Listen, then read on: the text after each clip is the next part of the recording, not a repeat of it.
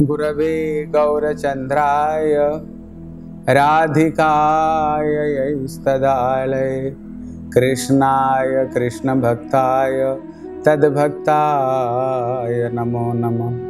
सर्वप्रथम मध्य गुरुपाद पद्म नितलीला प्रविष्णु विष्णुपाद अष्टोत्तर शतश्री श्री श्रीमद् भक्ति श्री रूप सिद्धांति गोस्वामी महाराज के चरण कमल में अनंत कोटि साष्टांग दंडवत प्रणाम करता हूँ। तत्पश्चात मध्य शिक्षा गुरुपाद पद्म नितलीला प्रविष्ट विष्णुपाद अष्टोत्तर शतश्री श्री श्रीमद् भक्ति वेदांत श्रील नारायण गोस्वामी महाराज जी के चरणों सरोज में श्रद्धा पुष्पांजलि अर्पण करता हूँ। उपस्थित समस्त भक्तों को यथायोग्य प्रणाम करता हूँ। आज हम लोग श्रवण करेंगे भगवान को कैसे बुलानी चाहिए, बुलाने का तरीका क्या है जो भगवान हमारे प्रार्थना को सुने। एक समय द्रौपदी ने भगवान कृष्ण को बोले प्रभु, जिस समय दुशासन मेरी वस्त्र हरण करना चाह रहा था, मैंने आपको बड़े देर से पुकार रही थी, लेकिन आप आने में इतने देर क्यों लगाई। कृष्ण ने कहा, द्रौपदी तुम्हारी आवाज मेरी कानों में केवल एक बार ही पड़ा। बोले प्रभु ऐसे कैसे कह सकते हो, मैं तो बड़े देर से पुकार रही थी। कृष्ण ने कहा, द्रौपदी तुम सच सच बताओ, झूठ मत बताओ। जिस समय दुशासन तेरे पास में पहुंचा तुमको बुलाने के लिए और तुमको पकड़ करके ला रहा था, तुम उस समय क्या सोच रही थी? तुम ये सोच रही थी मेरे 5 पति है, ये मेरा क्या कर लेगा, ये मेरा बिगाड़ नहीं सकता है। इसलिए द्रौपदी मैं तुमको तो रक्षा करने के लिए आधा रास्ता तक आ गया था, लेकिन वहां से मेरे को वापस जाना पड़ा। बोले क्यों प्रभु? बोले जब तुमको पकड़ करके भरी सभा में लाए, तुम अपना पतियों को तरफ में तुम आंख फाड़ फाड़ कर देख रही थी। श्री भीमसेन सर्वश्रेष्ठ गदाधारी, अर्जुन सर्वश्रेष्ठ गांडीवधारी, श्री युधिष्ठिर महाराज सर्वश्रेष्ठ भाला युद्ध में और नकुल सहदेव तलवार युद्ध में थे। इनकी बराबर जगत में कोई नहीं थे। उस समय तुम सोच रही थी जब ये 5 पति है, ये हिजड़ा मेरा क्या कर लेगा, तुम बताओ, ये सोच रही थी कि नहीं? बोले हाँ प्रभु मैं तो ये सोच रही थी। बोले द्रौपदी जब तुमको रक्षा करने वाले ये 5 पति है, फिर मैं बीच में क्यों आता? इसलिए आधा रास्ता तक तो आया था तेरे को बचाने के लिए, लेकिन वहीं से फिर मेरे को वापस जाना पड़ा। बोले द्रौपदी फिर मैंने करी तुम्हारे पास तक आ गया था, तब भी मैंने वापस गया। बोले प्रभु क्यों गए?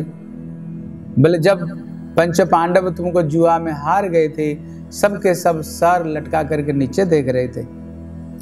जब इन लोगों ने रक्षा नहीं की, तुम सोच रही थी यहाँ पर मेरे पितामह भीष्म, यहाँ पर श्री द्रोणाचार्य और श्री कृपाचार्य, श्री धृतराष्ट्र बैठे हुए, ये सब के सब कुलवृद्ध है। मैं घर की बौद्धू हूँ, ये थोड़ी मेरे को व्यवस्था करने देंगे, कुछ ना कुछ तो बोलेंगे। तुम उनको तरफ में देख रही थी कि नहीं? बोले हाँ प्रभु देख रही थी। बोले द्रौपदी जब तुमको इतने सारे रक्षा करने वाले हैं, फिर मैं बीच में क्यों आता? इसलिए द्रौपदी फिर मैंने वापस गया। बोले द्रौपदी एकदम नजदीक में तुम्हारे पास में आया था रक्षा करने के लिए, तब भी मैंने वापस जाना मेरे को पड़ा। बोले क्यों प्रभु? जब तुमको कोई नहीं रक्षा कर रहे थे, उस समय तुम ये सोच रही थी मैं वीर रमणी अजोनि संभावा यज्ञ से प्रकट हुई हूँ, मैं साधारण थोड़ी हूँ, 5 पतियों का मैं पत्नी हूँ, मैं अपना लाज को स्वयं बचा सकती हूँ। तुम दांत को नीचे कपड़े को पकड़ करके और अपना हाथ में पकड़ करके तुम खड़ी हुई थी।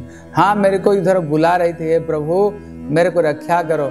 न प्रभु आएंगे तो आएंगे, नहीं तो मैं खुद तो रक्षा कर सकती हूँ। बताओ तुम ये सोच रही थी कि नहीं? बोले हाँ प्रभु मैं तो ये सोच रही थी। बोले द्रौपदी जब तुमको इतने सारे 5 के 5 पति रक्षा करने वाले, तुम्हारी कुल वृद्ध रक्षा करने वाले, तुमको रक्षा करने वाली, फिर मैं बीच में क्यों आता पर द्रौपदी? इसलिए फिर मैंने वापस गया। लेकिन जब तुमने देखा तुमको पतियों ने भी रक्षा नहीं कर रहे, कुल वृद्ध भी रक्षा नहीं कर रहे, तुम खुद को खुद भी रक्षा नहीं कर पा रहे हो। उसी समय में तुमने दोनों भुजा उठा करके हे गोविंद राख शरण आप जीवन हरी, जिस समय तुमने दोनों भुजा को उठा करके बोले तेरी सिवाय जगत में कोई मेरे को बचाने वाले नहीं, उसी समय में मैं स्वयं साड़ी रूप में प्रकट हो गया और 10,000 हाथी का ताकत समाप्त हो गई, लेकिन 10 गज साड़ी खत्म नहीं हुई। दुनिया देख रहे थे ये साड़ी बीच कोई नारी, ना कोई नारी बीच कोई साड़ी, ना कोई नारी की कोई साड़ी बनी हुई। सारी ताकत समाप्त हो गया, पहाड़ के पहाड़ जैसे साड़ी वहां पर इकट्ठे हो गए। लास्ट में दुशासन वहीं पर गिर पड़ा। इसलिए द्रौपदी मेरे को बुलाना तो एक मन से मेरे को बुलाना पड़ेगा, तभी मैं आता हूँ, नहीं तो मैं नहीं आता हूँ। इसलिए इस जगत में भी हम लोग बड़े डीग हाँकते हैं, हमें पैसा रक्षा करने वाले, हमें अपना पति रक्षा करने वाले, हमारी पत्नी रक्षा करने वाली, हमारी परिवार रक्षा करने वाली। लेकिन ये दुनिया बड़ा विचित्र दुनिया है। जगत में बोलेंगे आप कैसे हो, जब तक आपका जेब में पैसा हो, पैसा गन तुम कौन। ये जगत में फिर कोई नहीं पूछने वाले। अगर अंतिम समय में हमें कोई सहारा देने वाला तो वही एकमात्र भगवान ही हमें सहारा देने वाला। इसलिए कृष्ण गीता में अंतिम श्लोक कहते हैं बोले सर्वधर्मान परित्यज्य माम एकम शरणं व्रज अहम त्वाम सर्व पापेभ्य मोक्षयिष्यामि माम शुच। बोले हे अर्जुन, तुम सारे ये लौकिक धर्म को परित्याग करके केवल एक पॉइंट, केवल मेरे चरण में तुम शरणागत हो जा और तुम्हारे सारे पाप को मैं ग्रहण कर लूँगा।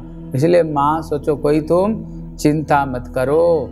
इसलिए भगवान गीता में बहुत उपदेश दिया, गुह्य गुह्यतर गुह्यतम उपदेश भी दिया, लेकिन अंतिम उपदेश में कहते हैं अर्जुन तो मेरे प्रिय सखा हो, इसलिए मैं तुमको सर्व गुह्यतम विद्या तेरे को मैं सिखा देता हूँ। कृष्ण उसमें क्या कहते हैं बोले सर्व गुह्यतम विव शरणों में परमं वच। भले हे अर्जुन तू मेरे सखा हो, इसलिए सर्व गुह्यतम उपदेश दे रहा हूँ। वो क्या है बोले मन मना भव मत भक्त भव माम जाजे माम नमस्कुरु माम ऐसी सत्यम प्रतिजानी प्रियसी में। हे अर्जुन, चूंकि तुम मेरे सखा प्रिय हो इसलिए मैं तुमको ये बात बता रहा हूँ। मन मना भव, अगर किसको मन देना तो और किसको मत दिया करो, केवल ये मन मुझे ही दे। अगर किसका भक्त बनना तो बोले मत भक्त भव, केवल मेरा ही भक्त बनो और किसका भक्त नहीं। बोले पूजा किसी करनी चाहिए, बोले माम जा जी तुम मेरे को ही पूजा करो। प्रणाम किसको करनी चाहिए, बोले मुझे ही करो। बोले ऐसे करने से क्या होगा, बोले माम ऐसी तुम मुझे प्राप्त करोगे। और तेरे को प्राप्त करने से क्या होगा, कृष्ण गीता में कहते हैं अर्जुन आप ब्रह्म भुवन लोकात् पुनरावर्तिन अर्जुन माम उपतु तु कौन्तेय पुनर्जन्म न विद्यते। अगर ब्रह्मा जी की उपासना करके अगर ब्रह्म लोक में भी चले जाओ, लेकिन वहां से पुण्य समाप्त होते ही फिर इसी जगत में तुम्हें आना पड़ेगा।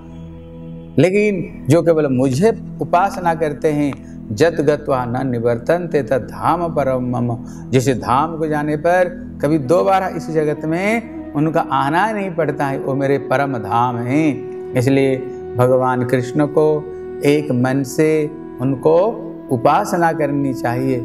लेकिन हम लोग क्या करते हैं, सोमवार होगा तो श्री भोले बाबा को पूजा करेंगे, बोलेंगे बम बम भोले बाबा तो ही जीवन का सब कुछ हो हैं, इसलिए मेरे लाज बचाओ।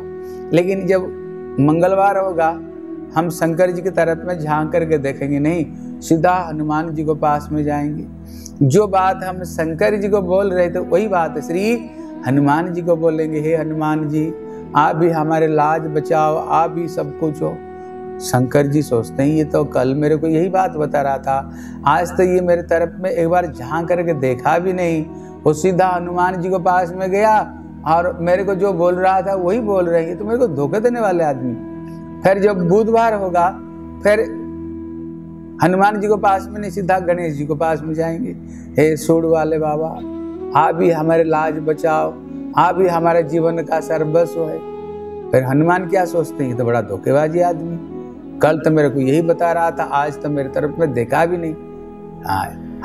हम लोग देवा देवियों को धोखे नहीं दे सकते हैं, वो सब जानते हैं। ऐसे भक्ति को भक्ति नहीं कहते हैं। जैसे हम अपना पति को बोले, देखो पति सोमवार को हम तुमको तो मानेंगे, लेकिन जब मंगलवार होगा ना तुम्हारे पास में नहीं, और किसको पास में जाएंगे। फिर बुधवार होगा तो फिर और किसको पास में। इसको भक्ति को क्या भक्ति कहते हैं? नहीं, ऐसे भक्ति को भक्ति नहीं कहते हैं। इसलिए कहते हैं एक साधे सब साधे और सब साधे सब जाए। इसलिए गोस्वामी तुलसीदास ये बात को कहते हैं, जो एक को जो साधन करेंगे, ऐसे एक देवता होनी चाहिए जो एक देवता को पूजने से अनंत कोटि विश्व ब्रह्मांड की पूजा हो जाए। वो कौन है? ये भगवान श्री कृष्णचंद्र है। इसलिए कृष्ण अर्जुन को विराट रूप दिखाया महाभारत में, हे अर्जुन तो देख मैं कौन हूँ। इसलिए कृष्ण कहते हैं, अर्जुन मतः परतरम नान्यत् किंचित अस्ति धनंजय। हे अर्जुन, मुझको छोड़ करके विश्व ब्रह्मांड में कुछ नहीं। जिसको तुम शंकर कहते हो, देखो शंकर मेरे में। जिसको देवी कहते हो, वो देवी मेरे में। जिसको तुम हनुमान कहते हो, हनुमान मेरे में। जिसको तुम गणेश कहते हो, वो गणेश मेरे में। कि विश्व ब्रह्मांड मेरे अंदर में विद्यमान। जब हम भगवान कृष्ण को प्रणाम करते हैं, अनंत कोटि विश्व ब्रह्मांड सबको प्रणाम हो जाता है। इसलिए सबको सम्मान करे, किसको असम्मान नहीं करे, लेकिन अपना हृदय में मेरे तो गिरिधर गोपाला दूसरा न कोई। इसलिए भगवान को अपना हृदय में, केवल ठाकुर जी के हृदय में स्थान दो और किसी को स्थान नहीं देनी चाहिए। बोले श्री वृंदावन बिहारी लाल की जय।